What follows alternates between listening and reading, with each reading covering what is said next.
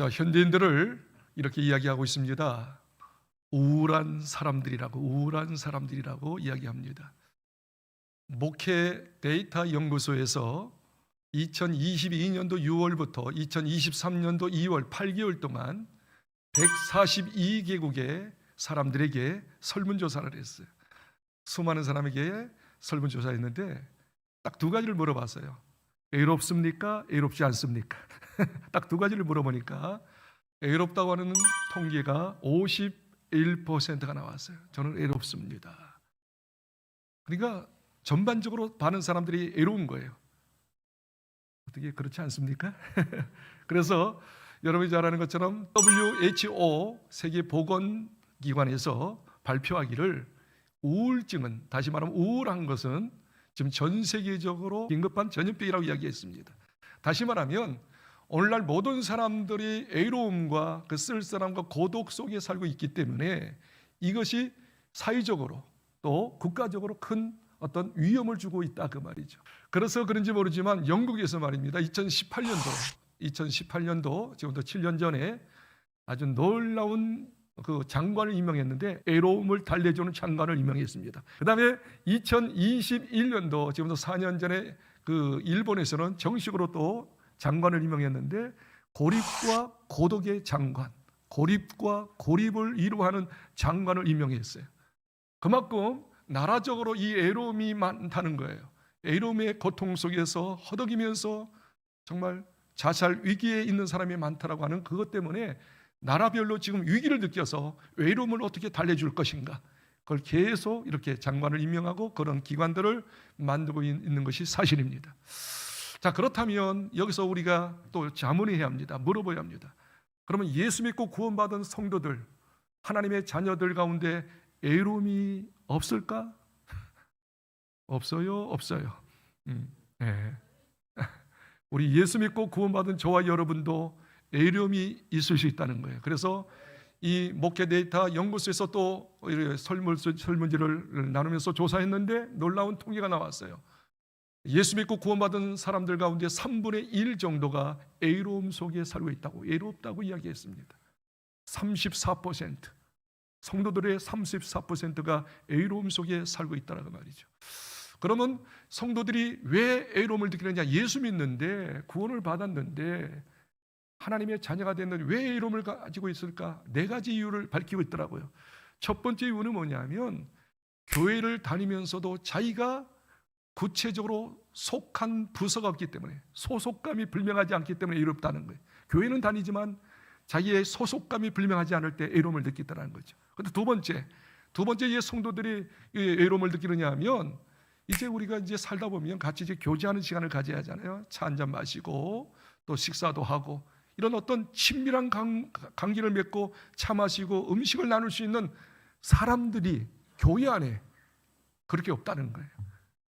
같이 차 마시고 음식 먹을 수 있는 사람, 그런 상대가 없다는 거예요. 그다음에 세 번째는 뭐냐면, 물론 부서가 있고 그다음에 자기 나름대로의 이제 어떤 부서가 있지만 거기에 참여하지 않으므로, 바쁘다고 하는 어떤 이유 때문에 참여하지 않으므로 외로움을 느끼고 있다는 거예요. 그런데 그 중에 4번째가 참 기가 막힌 거예요.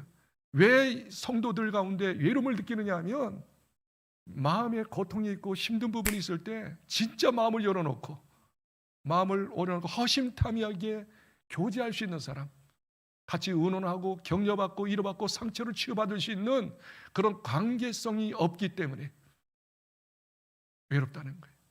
예배는 드리지만, 구원은 받았지만 또 인간이기 때문에, 그렇죠? 인간과 더불어서 마음을 열어놓고 교제하고 격려받고 위로받고 상처를 치유받아야 하는데 그런 부분이 없기 때문에 교회 다녀도 여전히 애로움을 호소하고 있다는 사실입니다. 우리 한번 생각해 보세요. 우리가 오늘날 많은 사람들이 핸드폰을 많이 사용하잖아요. 핸드폰을 많이 사용하는데, 근데 사실 핸드폰 카톡도 하고 문자도 하고 말이죠, 페이스북도 하고 등등등 여러 가지 하지만 실상으로 그 내용들을 한번 살펴보세요. 내용들, 전화하죠, 문자를 보내죠. 내용들을 보면 거의 일과 업무에 관련된 걸 이야기하지, 어떤 일 때문에 하는 것이지 정말 마음에 있는 것을 나누고 격려받고 위로받고 힘을 얻을 수 있는 마음의 친밀함을 나누는 문자가, 대화가, 전화가 얼마나 있을까 생각해 볼 텐데 별로 없는 거예요. 정말 마음을 나눌 수 있는 그런 어떤 카톡 문자들이 별로 없다는 거죠. 그렇기 때문에 성도들 가운데 예배는 드리지만 나름대로 은혜는 받지만 마음속에 공고한 마음이, 외로운 마음이 있을 수 있다는 것이죠. 그렇다면 이런 현실 가운데 우리 국제소망교회 미션이 뭘까요? 사명이 뭘까요? 뭘 지향해야 할까요? 마음을 열어놓고 마음을 나눌 수 있는, 어떤 말이지 허심탄회하게 이야기하면서 비판하지 말고, 그렇죠? 다 수용하고, 그렇죠? 공감하고 격려하고 위로할 수 있는 그런 어떤 장들을 많이 만들어야 하지 않겠나. 아멘이 어떻게 떨떠라고 출정하세요. 그래서 지금 오늘날 교회의 숙제가 뭐냐면, 특별히 우리 국제소망교회 이 신도에서 우리 교회가 있잖아요. 겉으로 볼 때는 말이 부족함이 없게 보여요. 위치도 있고 말입니다. 그렇죠? 잘 수준도 있고 그렇지만 커튼을 열고 들어가 보면 사연이 없는 사람, 문제 없는 사람이 얼마나, 고통이 없는 사람이 얼마나 있어요. 근데 그걸 드러낼 수가 없는 거예요. 드러낼 사람이 없고 받아줄 사람이 없으니까. 그래서 우리 교회는 이런 친밀한 공동체, 마음을 열어놓고 같이 나눌 수 있고 격려할 수 있는, 정말 힐링이 되는, 치유받는 공동체가 됐으면 참 좋겠습니다. 오늘 본문의 말씀 보니까 사무엘상 22장은 이런 내용입니다. 잘 한번 들어보십시오. 이스라엘 민족이 블레셋 골리앗 때문에 풍정등화에 있습니다. 위기에 있습니다. 멸망 위전에 있습니다. 그때 혜성처럼 나타나는 인물이 있었으니 다윗입니다. 다윗, 어린 꼬마 다윗이요, 하나님을 경외하는 하나님의 사람 다윗. 그런데 말입니다, 이 다윗이 물맷돌 하나 가지고 말이죠, 그 골리앗, 대장군 골리앗의 이마에 찍힘으로 인하여서 승리했어요. 대승리했어요. 그리고 난 다음에 승리를 하고 난 다음에 자기 본국에 들어옵니다. 본국에 들어오니까 아나니아들이 말입니다, 쫙 줄을 지으면서 외치면서 이렇게 노래를 부릅니다. 사울 왕이 죽인 자는 천천이지만 저 다윗이 죽인 자는 만만입니다. 막 다윗이 인기가 상승됩니다. 그걸 봤던 사울 왕이 그때부터 이 다윗을 시샘합니다. 죽이려고 합니다. 시신찬탄 노리는 거예요. 어느 날 다윗이 말입니다, 비파를 치고 있는데 말이죠, 이때는 이때다 해가지고 이 사울 왕이 창을 가지고 그냥 던져버리는 거예요. 근데 하나님께서 피하게 하셨어요. 그 다음 날도 비파를 쳤는데 여전히 창을 던져가지고 피하게 하셨어요. 구사일생으로 살아납니다. 자, 다윗이 생각합니다. 이곳에 있으면 나는 죽겠단 말이지. 그래서 피합니다. 늪이라고 하는 그 지역이 대제사장이 있는 그곳에 피하는데, 그 대제사장이 말입니다, 왜 다윗, 당신 왜 혼자 왔느냐고 말이야, 왜 부하들하고 안 왔느냐고 하면서 여러 가지 추궁을 거야. 그래서 음식을 얻어먹고 여기 있으면 죽겠다고 해서 또 피신합니다. 어디로 피신하는 거 아니, 국내에 있으면 틀림없이 사울 왕에게 잡혀서 죽겠다 생각해서 망명을 합니다. 근데 어디로 망명하는지 아십니까? 이 다윗이 골리앗을 죽였잖아요. 이 골리앗이 블레셋 사람인데 고향이 가드예요. 가드로 망명을 했어요. 자기가 죽인 골리앗의 고향으로 망명을 합니다. 왜? 이제 사울 왕이 거기까지는 오지 않을 거라고 생각했어. 그런데 말입니다, 거기에 딱 피신하고 있는데 이 아기스 왕은 환영했는데 주변의 신하들이 가만히 다윗을 보니까 많이 본 얼굴이야. 아니 이 다윗이 말이야, 우리의 대장군 골리앗을 죽인 그 장본이 아닌가 말이야. 저놈 저기 있구나 말이지. 스파이로 왔구나. 그래서 왕한테 이야기합니다. 이 다윗은 스파이입니다. 골리앗을 죽인 그 바로 장본인입니다. 그래서 우리의 동경을 보고 습격해서 우리를 멸망시키려고 왔으니 죽여야 합니다. 그것을 알고 난 다음에 이 다윗이 어떻게 해요? 미친 짓을 하는 거예요. 그 말을 듣는 순간 미친 짓을 해가지고, 아주 미친 모습을 보여가지고, 이거 미쳤구나 해가지고, 너 빨리 가! 그래가지고 도망와가지고 어디로 피신했는 거 아니? 아굴람굴, 아까 읽었던 22장 1절에 아굴람굴에 피신을 합니다. 쫓기는 인생이었어요. 어디 갈 수가 없었어요. 잡히면 죽는 거예요. 상처투성이었던 이 다윗이 피신했던 것이 아둘람입니다. 그런데 거기에 피신하고 있는데 어떻게 소문을 듣고 자기 가족들이, 아버지와 더불어 어머니와 더불어 형제들이 그곳에 오는 거예요. 왜 그러냐면 이럴 수 있잖아요. 이 다윗이 말입니다, 사울 왕이 어떻게 해요? 저놈 새끼 죽이야 한다 아마 경계령을 내렸을 거예요. 공고를 붙였을 거예요. 그런데 다윗의 그 가족들도 어때요? 같은 범인이야. 그래서 어떻게 해요?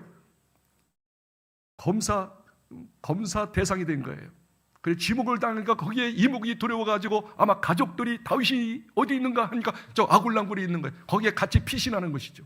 그리고 피신해 있는데 그 당시에 말입니다, 가장 상처 많고 문제 많은 사람들이 또 듣고, 내가 사울왕한테 있으면 우리도 어떻게 진급도 안 되고 출세도 못하고 여러 가지 어려움을 당하니까 그 세 종류의 사람이 이 다윗이 있는 아굴람굴에 피신해 옵니다. 400명이나 됩니다. 어떤 사람이 말이 환난당한 자, 빚진 자, 마음에 원통한 자. 성경 한번 읽겠습니다. 그러므로 다윗이 그곳을 떠나 아둘람굴로 도망하매 그의 형제와 아버지의 온 집이 듣고 그리로 내려가서 그에게 이르렀으며. 네, 아굴람굴에 말이요 형제들과 아버지와 친지들 다 오죠. 2절 같이 읽겠습니다. 2절 시작. 환난당한 모든 자와 빚진 모든 자와 마음이 원통한 자가 다 그에게로 모였고 그는 그들의 우두머리가 되었는데 그와 함께한 자가 약 400명 가량이었더라. 여기 보십시오. 한번 잘 살펴보세요. 거기 2절에 보니까 환난당한 모든 자, 모든 환난당한 자, 그 다음에 두 번째 빚진 모든 자, 세 번째 마음에 원통한 자, 400명이 이 아굴람굴에 다윗과 더불어 같이 오게 된 겁니다. 함께 살게 된 것입니다. 한번 생각해 보세요. 여기 환난당한 자 말이에요. 환난당한 자, 머리 여러 가지 일로 인하여 사건으로 인하여서 힘든 사람, 아까 말한 것처럼 사울왕 밑에 있었던 신하들 가운데 어떻게 해요? 사울왕한테 미운 짓을 했던 사람, 미운 털이 박힌 사람들이, 거기서 이제 출세길이 막힌 사람, 환난당한 사람이 왔을 거예요. 그 다음에 어떤 일을 하다가 말이에요, 빚을 져가지고 도저히 빚을 갚을 수 없는 사람들, 빚쟁이들이 다 모인 거예요. 그리고 어떻게 해요? 부모님께 상처받고 주변의 사람에게 상처받고 이리저리 상처받고 마음에 원통한 분노가 있는 사람들이 다 모인 거예요. 그게 400명이에요. 그러면 이런 사람이 모인 아굴람굴은 어떤 상황이 벌어졌을까요? 매일매일 같이 어떤 모습이 빚어졌을까요? 아마 이렇게 한번 추측할 수가 있어요. 그들이 다 상처가 있잖아요. 빚진 자잖아요. 환난당하잖아요. 그래서 어떻게 해요? 입만 열면 옛날에 과거에 어려움 당했던 이야기 할 거예요. 누구 때문에 난 당했어. 난 무슨 사업하다가 실패했어. 나는 부모님한테 막 호도하게 야단 맞아서 상처가 있어. 누가 나한테 정말로 인격 모독했어. 하고서 입만 열면 아마 분통 터지는 이야기 했을 거예요. 원망불평했을 거예요. 그러면서 어떻게 해요? 그렇게 마음에 상처 있는 사람이기 때문에 매일같이 아마 순간순간마다 큰 소리 나고 쌈박질하고 팍팍거리면서 말입니다, 그냥 막 싸움의 모습들이 드러낼 거예요. 이런 어떤 살벌한 곳, 그야말로 지옥 같은 이곳, 다윗이 그것을 매일같이 보고 나니까 어떻게 해요? 마음이 미워졌어요. 자기도 힘들어 죽겠는데, 자기도 지금 상처가 많은데, 사울왕이 자기를 이제 잡으려고 하고 그 혼신천탄 노리고 있는데 죽겠는데 400명의 사람들이 다 그런 사람이니 항상 시끌벅적하면서 문제투성인 아비규환 지옥과 같은 이 장소 한번 생각해 보십시오. 그냥 내버려뒀다면 어떻게 됐을 거예요? 아마 죽어가는 사람 많이 있었을 거예요 말이죠. 그렇죠? 정말 그런 환경 속에서 다윗이 어쩌면요, 결론부터 이야기하겠어요. 다윗이 이 사람들을 훈련하고 또 훈련해서 상처를 치유받고 그 후에 이제 다윗이 왕이 됩니다. 통일왕국을 이룹니다. 그리고 그 400명의 사람들을 다 통일왕국의 광료로, 다 중추적인 인물로 고용을 합니다. 그리고 큰 민족을 이루고 세계적인 민족을 이루었던 것을 그 후에 볼 수가 있어요. 자, 보십시오. 그렇다면 이 아굴람굴에 있는 사람들이 오늘날 어딜까요 도대체? 저는 교회라고 생각해요. 교회는 어떤 곳일까요? 한번 생각해 보세요. 교회는 사실 정말 문제없는 사람, 편안한 사람, 잘 되는 사람, 성공하는 사람들이 교회 잘 안 와요. 오긴 오지요. 그러나 마지막으로 교회 오는 사람들 어떤 사람일까요? 세상에서 이리 찍히고 저리 찍히고 이렇게 해결해 보려고 아무리 노력해도 해결되지 않고, 그래서 마지막 찾는 거예요. 그래, 하나님이 계신다면 말이지. 하나님이 계신다면 말이지. 내 모든 문제를, 이 질병을 고칠 수 있지 않겠는가? 마지막으로 가는 보류의 장소가 바로 교회 아닐까요? 동의하시면 아멘 하십시다. 그렇습니다. 그래서 교회 성도들은 아굴람에 있는 400명 군사처럼 말이죠, 다 환난당한 자예요. 빚진 자예요. 마음에 원통함이 많은 자, 상처 많은 사람이에요. 이렇게 심하게 표현해서 미안합니다. 다 문제 아들이에요. 문제 아들. 저 저급에 있는 사람들이라고 할 수가 있어요. 딱 건들면 터지는 사람, 폭발하는 사람. 나 건들지 마. 나 정말 이롭고 힘든 사람이야 하고서 정말 건들면 터질 수 있는 그런 어떤 분노가 가득한 사람이 오늘 교회 성도들이 아닐까요? 그렇다면 이 담임 목사로서 이 다윗이 낳은 400명의 사람들을 어떻게 케어할 수 있을까요? 치유할 수 있었을까요? 자, 그 말씀이 말입니다. 그 본문에서는 안 나오는데 시편 2장에서 아주 정확하게 잘 제시하고 있어요. 그분들을 다 치유하게 한 거예요. 본인도 치유받고 400명 사람을 치유해서 그 후에 통일한 국을 이룰 때 다 강요를 쓰고 중추적인 인물로 쓰는 쓰임받는 하나님의 사람들이 된 것입니다. 어떻게 그렇게 될 수 있었을까요? 시편 51편과 시편 142편에 정연하게 나오고 있는 줄 믿습니다. 내가 소리내어 여호와께 부르짖으며 소리내어 여호와께 간구하는도다. 2절 내가 내 원통함을 그의 앞에 토로하며 내 우환을 그 앞에 진술하는도다. 네, 정말로 이 400명의 사람들을 볼 때 문제아들 상처투성 아니 자기도 죽겠는가. 그래서 먼저 자기 자신의 상처를 치유받기 위해서 어떻게 합니까? 1절 다시 보세요. 내가 소리를 내어 여호와께 부르짖으며 소리내어 여호와께 간구하노다. 여기 소리 부르짖으오니 간구. 저번 주에도 이야기한 것처럼 이것은 다른 소리, 그냥 소리가 아니에요. 울부짖는 거예요. 비명의 소리예요. 저 좀 살려주세요. 저 좀 살려주세요. 2절 보세요. 2절 내 원통함을 그의 앞에 토로하며 내 우환을 그의 앞에 진술하노다. 하나도 남김없이 다윗의 고통, 다윗의 상처, 다윗의 문제를 하나님께 토로합니다. 원통함을 주님 앞에 토로합니다. 나의 모든 우환, 문제를, 환난을 주님 앞에 고백합니다. 좀 도와주시옵소서. 사랑하는 성도 여러분, 예수 믿고 구원받은 성도들에게, 저와 여러분에게 하나님이 주신 최고의 특권이 있어요. 최고의 선물이 있어요. 그게 뭘까요 도대체? 따라합시다. 기도입니다. 기도. 많이 이렇게 한번 생각해 보세요. 한번 참 이 말씀을 한번 좀 깊이 한번 생각하면서 다윗의 심정을 한번 생각해 보세요. 자기가 지금 상처투성이죠. 400명의 사람들이 다 상처투성이죠. 도저히 인간의 방법으로 해결할 수가 없어요.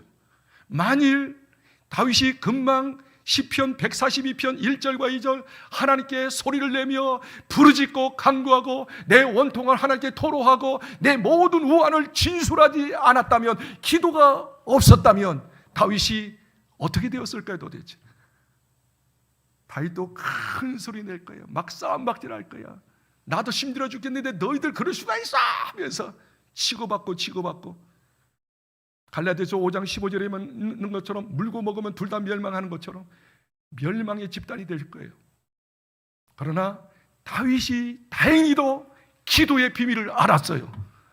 자기의 고통, 자기의 상처, 원통함을 사람에게 풀지 아니하고 하나님 앞에 진정으로 토로했어요. 토로했다는 건 토해버린 거예요. 속에 있는 걸 토해버렸어요. 좀 살려주세요. 죽겠어요.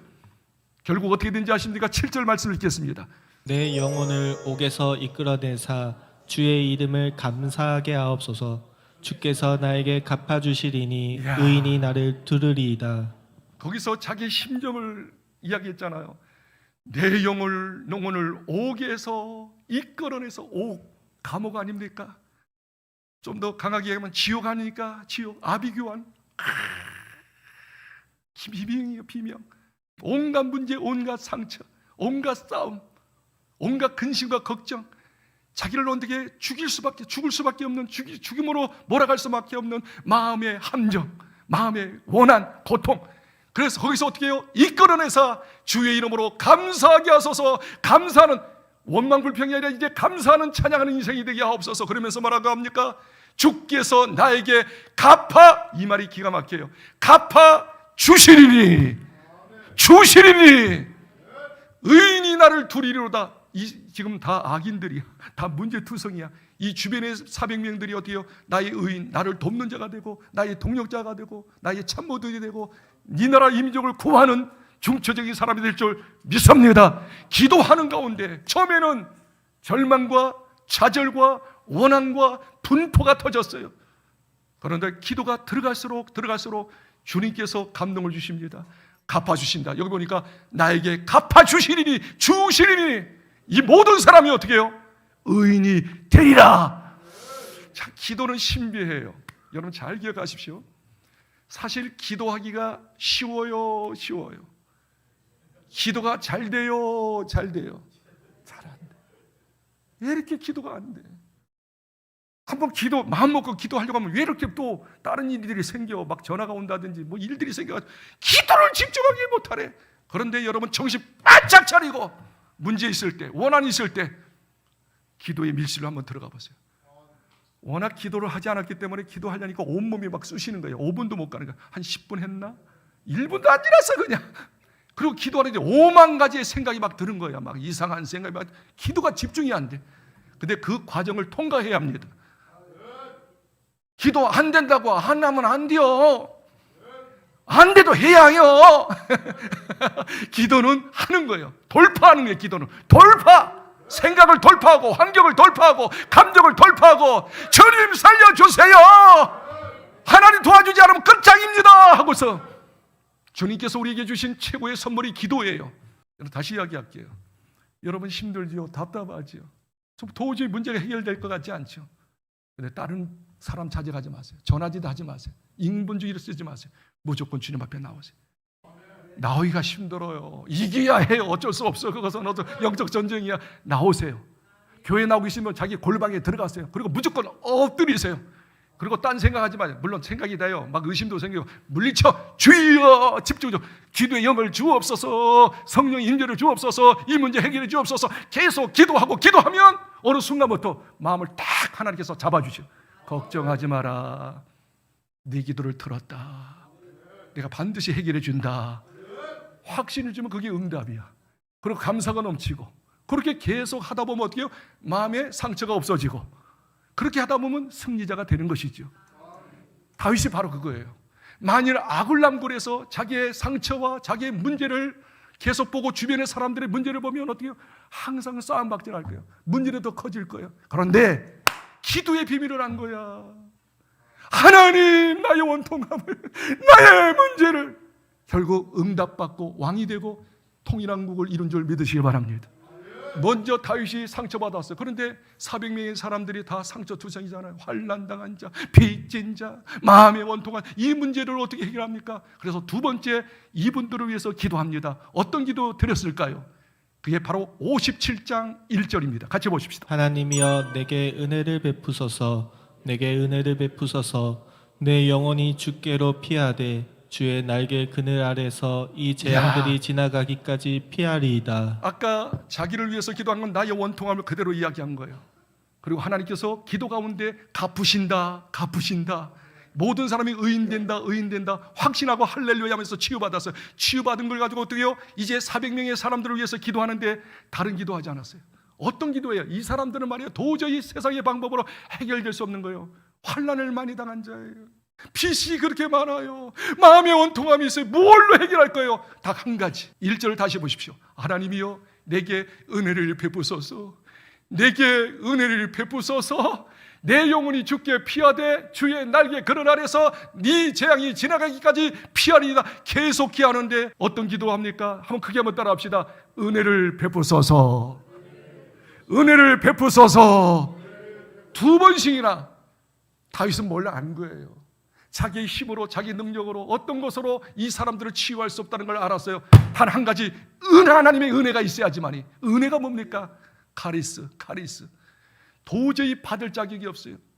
그러나 어떻게 해요? 하나님의 긍휼, 하나님께서 불쌍히 여김으로 하나님께서 도와주시는 거, 베푸시는 거, 자격이 하나도 없어요. 무슨 투성이에요? 문제 투성이에요. 해결할 수가 없어요. 그런데 어떻게 해요? 하나님이 긍휼히 여기시면, 불쌍히 여기시면 은혜를 선물을 받고 모든 것을 해결할 수 있다는 것이죠. 그래서 다윗은 딱 한 가지를 구한 거예요. 이 사람들 하나님의 은혜를 주옵소서. 도와주옵소서. 불쌍히 여겨 주옵소서. 계속 간구했어요. 결국 어떻게 해요? 이분들을 위해서 기도할 뿐만 아니라 그분들과 같이 기도하기 시작합니다. 한번 이 말씀 보세요. 7절과 8절을 보시겠습니다. 하나님이여 내 마음이 확정되었고 내 마음이 확정되었사오니 내가 노래하고 내가 찬송하리이다. 8절입니다. 8절이 굉장히 중요한 말씀이죠. 시작. 내 영광아 깰지어다 비파야 수금아 깰지어다 내가 새벽을 깨우리로다. 네, 여기서 마음이 확정되고 확정된다고 하는 것은 거의 7절에 아까 안 읽었습니다. 웅덩이가 있어요. 다 죽을 수밖에, 웅덩이 속에 들어갈 수밖에 없어요. 근데 하나님께서 어떻게 해요? 웅덩이가 있지만 어떻게 해요? 우리를 핍박하고 우리를 어렵게 하는 사람이 들어가고 우리는 웅덩이에서 건져낼 것입니다. 막 기도하는 가운데 하나님께서 말씀하셔. 너 문제 있느냐? 웅덩이 있지? 너를 힘들게 하고 너를 어렵게 하는 이 사람들을 어렵게 하는 사람이 다 들어갈 거야. 그리고 너희들은 살아날 거야. 살아날 거야. 그러면서 그 살아난다고 하는 그 비전을 보고 난 다음에 마음에 확정을 합니다. 확정은 결심하는 거예요. 결심해야지. 여러분들 아마 400명의 사람들에게 이야기했을 거예요. 힘든 사람들에게 이야기했을 거예요. 뭐라고 이야기했을까요? 하나님이 여러분의 모든 문제를 해결하신답니다. 여러분을 힘들게 하는 사람 웅덩이에 다 집어넣고 여러분은 웅덩이에서 빠져나오고 승리자가 된다고 말씀하셨습니다. 우리 결심해야 합니다. 확정해야 합니다. 우리 같이 이거 합시다. 8절 말씀을 다시 읽겠습니다. 8절 시작. 내 영광아 깰지어다 비파야 수금아 깰지어다 내가 새벽을 깨우리. 한번 따라합시다. 내가 새벽을 깨우리라다. 바로 이 말씀이 뭐예요? 난 새벽부터 하나님 앞에 기도하겠다. 우리 같이 기도합시다. 하나님이 반드시 여러분을 어떻게 해요? 모든 문제를 해결하고 축복의 주인공이 될 것입니다. 앞으로 내가 왕이 될 것이고 당신들은 내 밑에서 다 큰 일을 감당하시는 강요들이 될 겁니다. 중추적 인물이 될 겁니다. 쓰임받는 사람이 될 겁니다. 그렇기 때문에 하나님께서 이 모든 문제를 해결하도록 같이 새벽을 깨웁시다. 기도합시다. 우리 맡기신 사명 감당합시다. 먼저 하나님 앞에 기도하였어요. 그리고 자기들이 할 일을 하게 하셨어요. 그리고 시간이 지났어요. 결국 다윗이 왕이 됐어요. 통일왕국을 이루었어요. 이 모든 400명을 요직에 다 앉히게 된 줄 믿으시기를 주님을 축복합니다.